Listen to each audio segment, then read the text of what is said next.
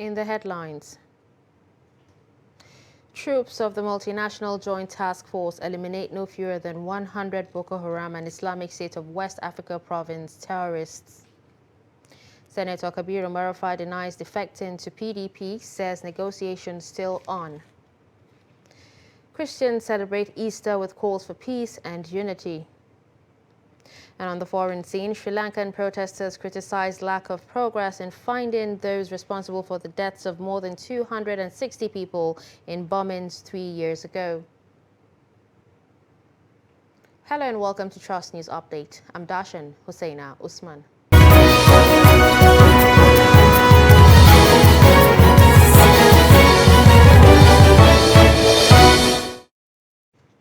Now the news in details.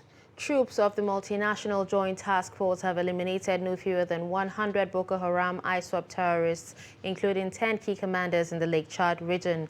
Chief of Military Public Information for MNJTF, Colonel Mohammed Dole, in a statement on Sunday, said the forces successfully hit the enclaves in well-coordinated land and air offensives.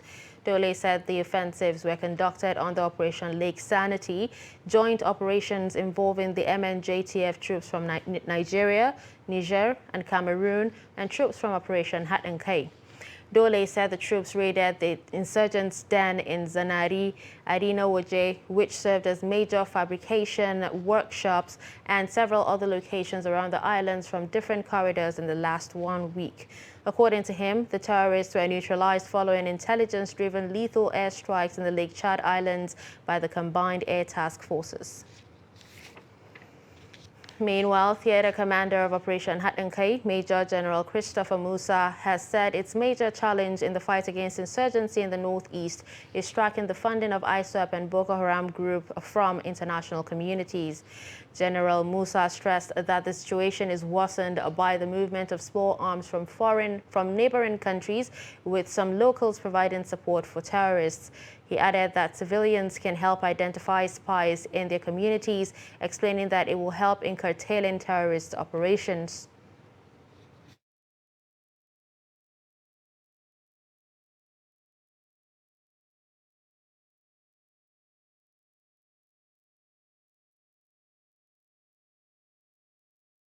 Actually, ISWAP is getting their funding from foreign countries. Let us track and be able to deny them that ability. Their commanders are coming in because we cannot control the international borders. So they are getting reinforcement, getting logistics, getting this. If we can track where those things and block them, because to some extent we'll be able to achieve that within, to stop them getting logistics from within. But they get it from outside, which is beyond us.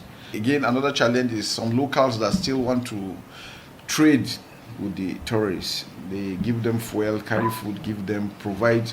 We have banned the urea from being brought to the northeast. They sneak this and give them, and those are things they used to do their own IEDs. So we're calling on them, and all of those ones that are being paid to spy on the troops, going to tell them what is the strength, informants, and all those things. So it's for them to desist.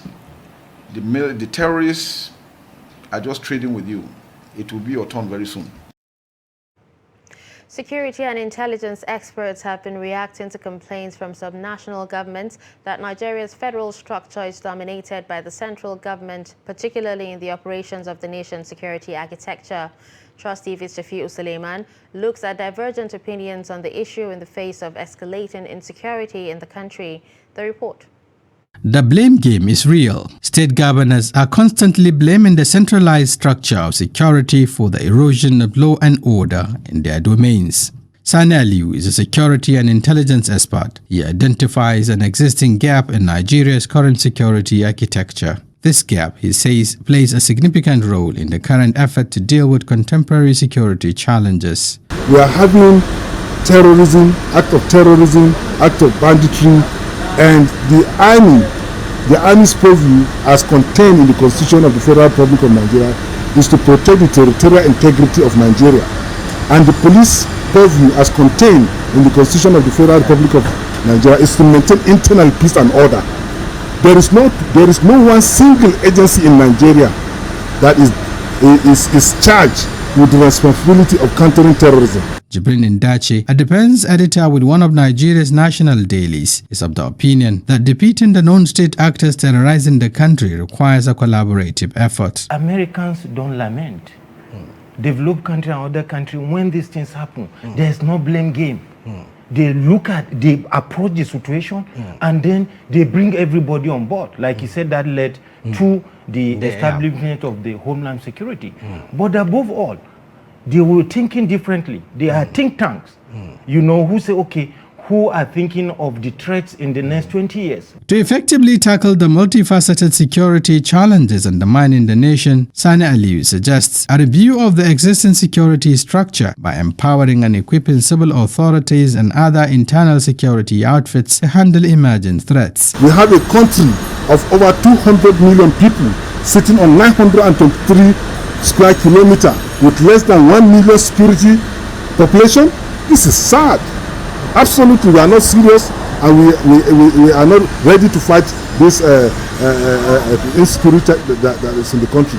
Ndache is however of the view that with adequate intelligence information, enhanced welfare of fighting forces and strong political will, Nigeria will overcome the current situation plaguing the nation. Shapir Suleiman, Trust TV News, Abuja. In politics, Senator Kabiru Marafa on Sunday denied dumping the All Progressives Congress for the People's Democratic Party.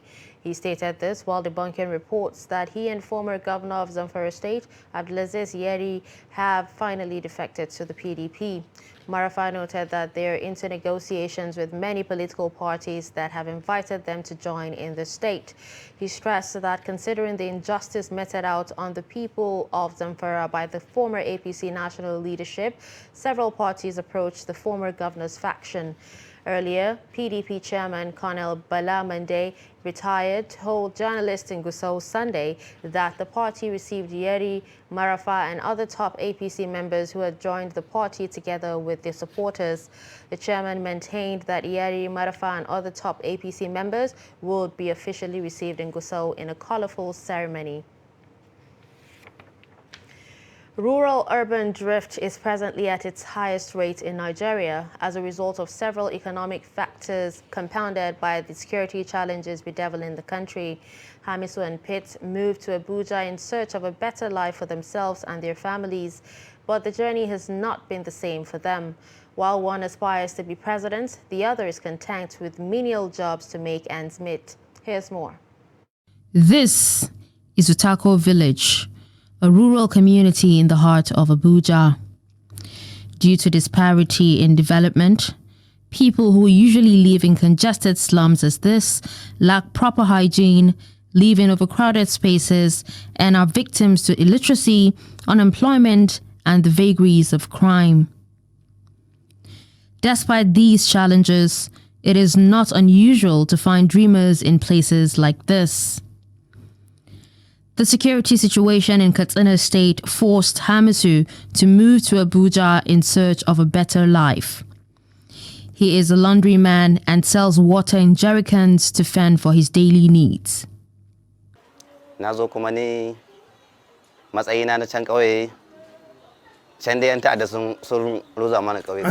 to Abuja to earn a living. In my village, bandits used to attack us and destroy our houses almost every day. There was no peace of mind. We were all living in fear and agony. We could hardly sleep in our houses because of the attacks. We couldn't farm anymore, even though farming was our only hope to feed ourselves. We were really suffering. That's why we decided to change location and move over here to earn a living.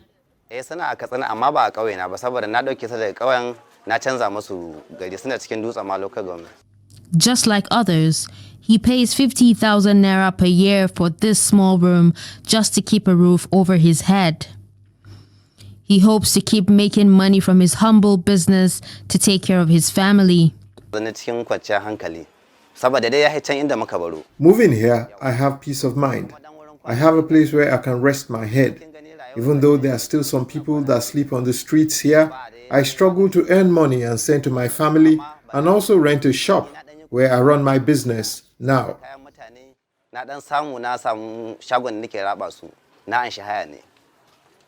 On the other hand, Pitt migrated from the West in search for political connections and to fulfill his dream as the President of the Federal Republic of Nigeria. I have a dream about the future of this country, to vie for the position of the President of this country. And because what I see thus far is that the way this country, we can lead this country out of insecurity, out of economy destabilization, and a lot of problems is just the youth, not with this our old faces, not with these old people, the same faces we ever know. So I see myself coming in to make a good difference, make a huge difference in Nigeria in terms of leadership and in terms of politics in this our generation. Christians in Nigeria and across the world are celebrating Easter, commemorating the resurrection of Jesus Christ from the dead. The celebrations represent the culmination of the Holy Week, which starts with the observance of Palm Sunday to mark the triumphant entry of Jesus into Jerusalem. To mark Easter, Christians thronged churches for special services, prayers, and thanksgiving. President Muhammadu Buhari, governors and leaders call for unity in their Easter messages, especially as it comes about 8 months to the 2023 general elections. In its Easter message, the Christian Association of Nigeria said Easter called for celebrations despite the challenges bedeviling the country. In the same vein, Christian faithfuls in Abuja join others world over in celebrating Easter Sunday. Trust TV's Kabir Lowell went round Abuja metropolis to have a feel of the celebration vis-a-vis the present-day economic realities. The report is different. Not many of the Christian faithful have left their homes for the city center. But then there are some people in Abuja and its environs that have moved around town to visit relatives and well-wishers. Mr. Sam and Mrs. Okoli believe the low turnout of people within the city is because of the hike in prices of commodities, among other economic dislocations. Indeed, the rise in prices of commodities have given this year's Easter a different look from previous years. Go for today, which is the day we are celebrating our Christ Jesus Christ, which that he came to this world and died for us. So we thank God for today. On our own level, we are celebrating in a low key. Why some people are, you understand what I'm saying? So we should put our hope in God and trust in God. But the lessons of Easter go beyond the celebration. It is seen as a season for sober reflection and forgiveness. This is because of the Christian belief that Jesus Christ rose from the dead on this day, and the day represents Christ's victory over death. It's a time of a celebration because Jesus Christ died on the Calvary for our sin. So it's time that we celebrate each other, we show each other love, we forgive each other all the anything that we own against each other. Things are hard, as in things are very, very hard. No money, everywhere is just dry. At least last year is still better because you can still afford food, chicken to eat, but this year, You're watching Trust News Update. Coming up after the break. Electric cars make brisk business in Maiduguri. Do stay with us. Every patriotic Nigerian should hear this. Any politician who means well for the people will never allow themselves or their supporters to engage in any violent, destructive activities. No politician who truly wants to serve the people and develop the nation will encourage his followers to destroy properties or take human lives before, during, or after the elections. The Nigerian public must watch out for these traits and isolate any politician who encourages supporters to engage in violence. No genuine politician or patriot will cause trouble and seek to destroy the very society which they aspire to lead or develop. Politicians who have the good of the people at heart will not allow themselves or their followers to engage in violence, destruction of properties, and then taking of lives. Be vigilant. By their words you shall know them. Shun violence. Stay away from politicians who want you to do so. Let's join hands to make the 2023 elections peaceful. This message is from the National Orientation Agency, NORA.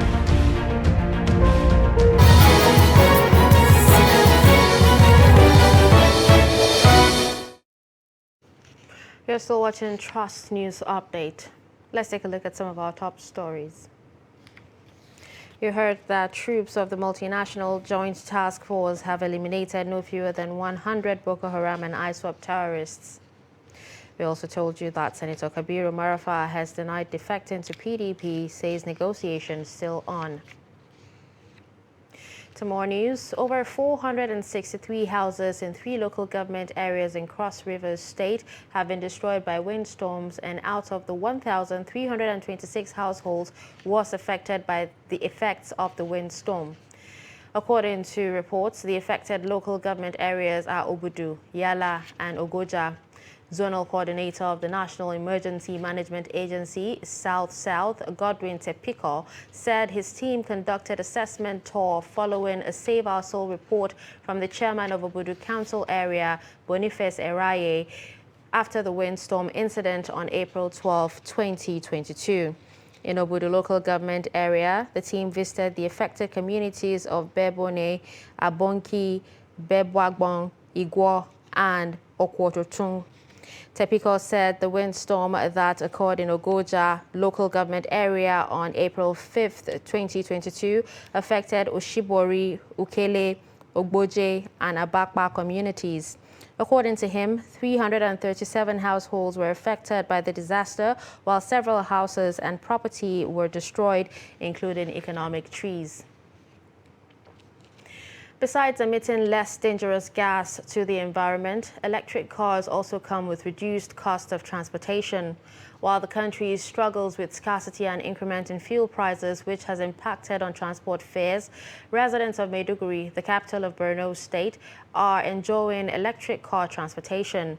An electric car fabricator is making brisk business from his local talent, even as residents cash in on his reduced fares. The report.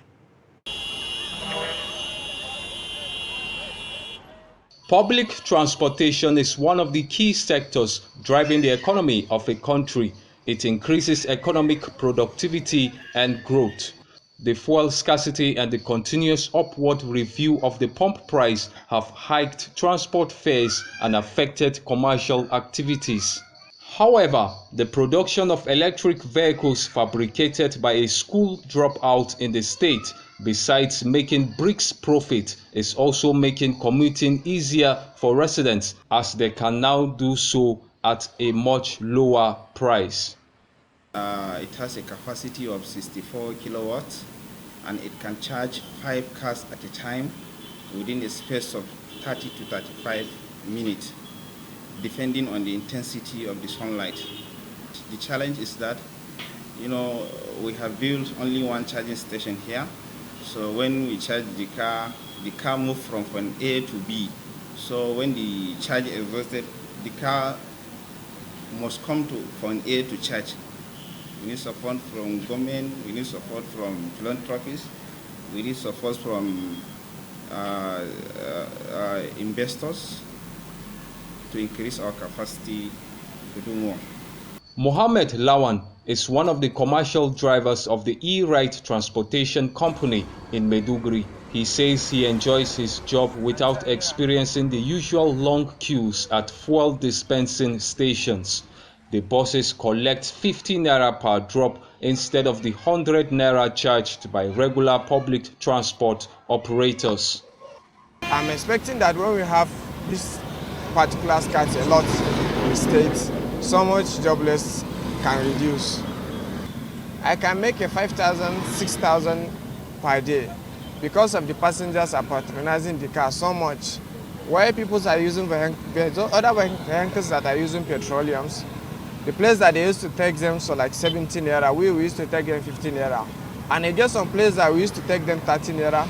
Actually, these electric vehicles are, I can say that it is development to our society, because they are not like the other fossil fuel vehicles. This is the cost of their transportation is cheaper than the normal vehicle in town. Like if I'm to board for KK now from here to Kasua, it's almost like 70 naira to 100 naira. But for these buses, I have to pay for just 15 naira. That will take me to the same destination. I'm calling on to federal government to please put more effort in such kind of businesses that are coming up, because this is going to help our economic growth. With the unstable price of fuel in the country, electric vehicles could be an option for Nigeria to end the recurring fuel crisis that is affecting the economy. Young graduates in Katsina are involved in the business of selling ice as a way of creating jobs and generating wealth. Ice has a huge market during the Ramadan fast because of increased demand brought about by rising temperature and the attendant heat. The newly found business comes with the challenge of epileptic power supply and price of diesel. Jamil Mabay takes a look at how a young graduate from Musa Adua started a successful business of selling ice in Katsina amidst challenges of power supply and diesel price.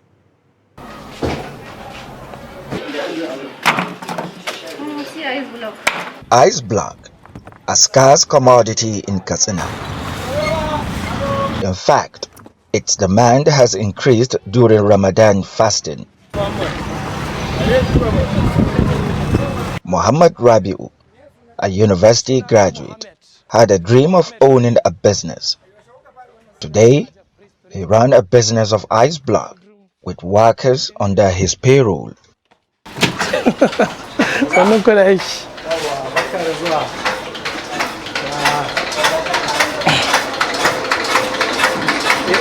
Tsada sosai. To in mutum ya tanaji wuri, wannan sana'a da farko dai ya kamata mutum ya samu wuri wanda zai aje. You first need a space to keep your cold rooms with enough ventilation. To in ka gama da wannan kuma za ka samu mai ruwa wannan. After that, you need such a water supplier that will be supplying the water for you than to go looking for where to buy. To amma in kana da standard wanda da ya dauko zai kawo ma, to insha Allah ko da yaushe zaka samu. With the temperature rise to about 44 degrees, the demand for ice block and cold water has increased drastically.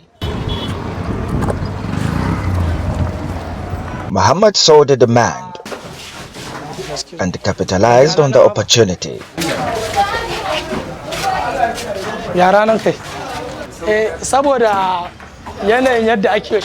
Because of the hardship in looking for water ice block and to see how we can enhance the business to make it easier for customers.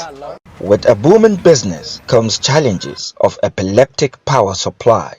We started selling the water at 20 naira to 30 to 40 naira. This is because of the diesel we buy, maintenance of generator. Sometimes at the end of the day, we realized we hardly make profit. We kept increasing the price till it reaches 50 naira. We don't use electricity power supply at all. The voltage supply is low and we won't make any profit. He buys 50 liters of diesel at $86 daily, and $2,500 is budgeted for diesel monthly. Most businesses would have thrived with steady power supply in Nigeria, with large chunk of the money spent on diesel and maintenance. With power supply, profit will increase and customers' demand will be met. Jamil Mabai, Trust TV News, Katsina. Away from Nigeria, Sri Lankans protesting for days near the president's office have criticized the lack of progress in finding those responsible for the deaths of more than 260 people in Easter Sunday bombings 3 years ago, piling pressure on the government already embroiled in a deep economic crisis. On Sunday, hundreds of people lit candles and displayed banners and placards during a silent protest in the capital, Colombo, calling for justice for the victims of the attacks. The demonstrations held at Colombo's main esplanade, where thousands of people have been protesting for 8 days to demand the resignation of President Gotabaya Rajapaksa over the worst debt crisis that has caused critical shortages of fuel, food and medicines in the Indian Ocean island nation. 3 churches, 2 Catholic, 1 Protestant, and simultaneous suicide bombings during Easter celebrations on April 21, 2019 killed over 200 people. 3 tourist hotels were also targeted, killing 42 foreigners from 14 countries. In sports, head coach of Nigeria's under-20 men's national team, the Flying Eagles, Ladan Bosso, has called up 40 players for the WAFU B U20 under-20 championship slated for Niamey, Niger Republic in May. Team Secretary Aliyu Ibrahim said the players are to report to camp in Abuja on Monday. According to reports, the list was made up of 4 goalkeepers, 12 midfielders, 17 midfielders, and 7 forwards. The Flying Eagles, who are a 7-time African champions, will play in Group B of the WAFU B Championship alongside perennial rivals Ghana and Burkina Faso. The biannual WAFU tournament, which serves as qualification for the Under-20 AFCON in Egypt 2023, will hold from May 7 to May 20 in Niamey. The top 2 teams from each group will progress to the semi-finals of the competition, and only the 2 finalists will qualify for Egypt. Host Niger Republic, Cote d'Ivoire, Togo, and Benin Republic will slug it out in Group A. And finally, Nigerian under-17 women's team defeated their Egyptian counterparts in FIFA under-17 women qualifiers in Abuja. Trust TV's Adeni Ajishafe has more. Flamingo scored 4 goals against visiting Egyptian under-17 women's team at MK Abiola Stadium, Abuja, in first leg of India 2022 FIFA World Cup qualifiers. Opeyemi Ajakaye opened scoring for Nigeria in the 28th minute, while Omoumi Bello added another goal with a header connecting to Egyptian player in 38th minute to end first half. In the second half, Miracle Sane beat Egyptian goalkeeper to make it 3rd goal for Nigeria in the 54th minute, while action continued till 62nd minute when Omoumi Bello scored 4th goal, making it a brace for her. Egyptian coach Mohamed Mohsen says anything can happen in the second leg with hope of turning things around. We learned in football that everything is possible. Anything it can happen, like anything. Nothing is impossible in football. All the players turned around many results, and it's not about the result, it's about the performance and showing the world that Egypt has a very good team, a promising team that can compete in under-20 and the first team as well. While coach Bankole Oluwokere says Flamingos played better against Egypt than their Congo game. They are not the finished product yet, but just as I'm progressing, you see the game we play today is far better than what to play against Congo. And these are civil opposition. We know that the more we go, the tougher it becomes. So we know that. So we are taking it little by little, gradually. I assure you, this girl, I'm assuring they will never let Nigeria down. So come next match, we'll try as much as possible to make this correction. Nigeria will face Egypt in second leg on May 4th in Cairo. That's Sport News. I am Adeni Ajishafe. With this, we've come to the end of News Update on Trust TV. You can follow us across all our social media platforms. I'm Dashin Husseina Usman. Thanks for watching.